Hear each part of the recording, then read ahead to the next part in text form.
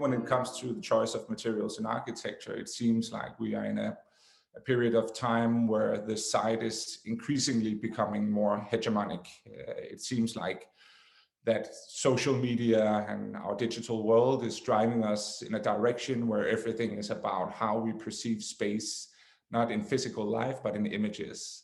And as a result of that, a lot of designers, architects, creators, developers, they tend to look at how spaces will photograph rather than how they will be experienced. So for me, it seems like there is a loss of focus on our presence in the world as a multi-sensoric experience of space, where it seems like we're often forgetting the haptic qualities of materials and architecture.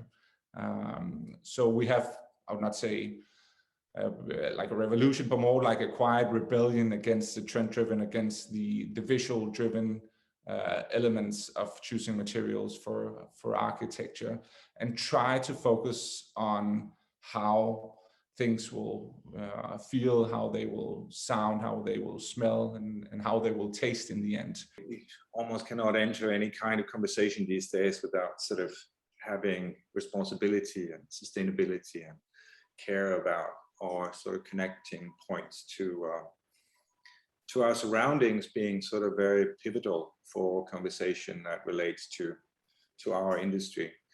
I think somehow our perception of the interplay in terms of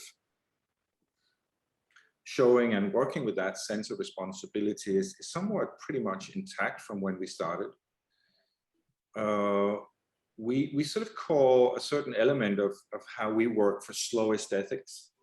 And one of the things that is sort of meant by that is also, as we said before, the element of patina, having a material that allows life to play out, that integrates its presence not only into a project, but into the afterlife, which is the really interesting part of a project. And by doing so, allowing it potentially to exist for a long time.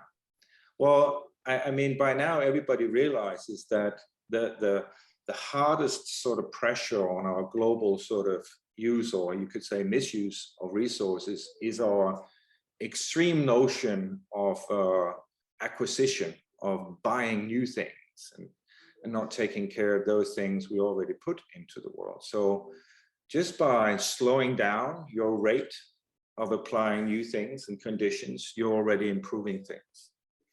And it is so wonderful to see, you know, when you're in classical cities and you see in public spaces, you see granite stones, or you see marble stones with a 3-inch thickness, and they're still doing their thing hundreds and hundreds of years after they were put into measure.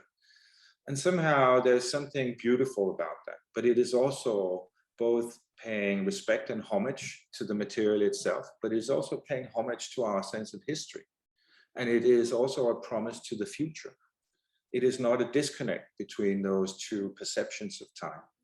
I mean, you have to remember that the present is only, you know, a sorrow of the loss of the past, and it's a promise of the future. And we need to remember this whole focus of living in the now. It's like so illusionary. The only law, and the real one that we understand that has to be used and has to be understood, is based about location, is based about maintenance, and is based about the circular understanding of building. So location is really important to understand if you're building or building something.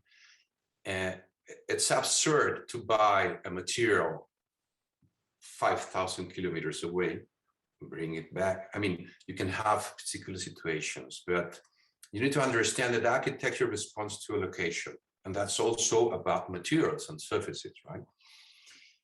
And of course, you need also to understand that